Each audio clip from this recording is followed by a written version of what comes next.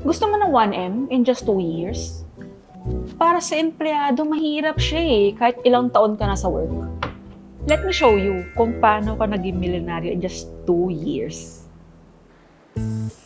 Hi, my name is Joanna. Breadwinner ako and 16 years akong call center agent. Sapat sa monthly bills ang sahod, pero hindi sapat para makaahon sa hirap. Nagbago ang lahat nung naging financial advisor ako sa PruLife. Noon, lagi ako nakabantay sa sweldo, lalo ng pagpetsa de peligro. Ngayon, hindi ko pa nga ubos yung commission ko last month Meron na namang commission. Ang laki ng income.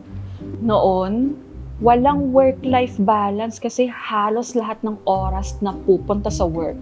Ngayon, ang dami ko ng time magbakasyon. Gumigising ako kung kailan ko gusto. Meron akong time freedom.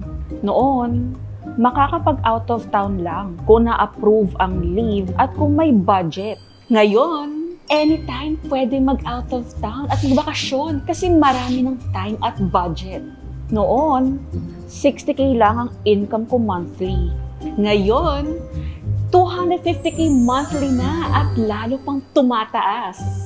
Paano ko ba siya ginawa? Una, inalam ko yung mga goals ko sa buhay. Pangalawa, humanap ako ng taong nakagawa na nito. Pangatlo, inaral at sinubukan kong gawin kung ano yung ginawa niya. Gusto ko, maranasan mo rin para hindi mo sabihin wala akong pera kasi lagi ka nang may pera as a financial advisor. Hinihintay ka na ng 1 million mo. Sali ka sa free training. Message my page with the word training.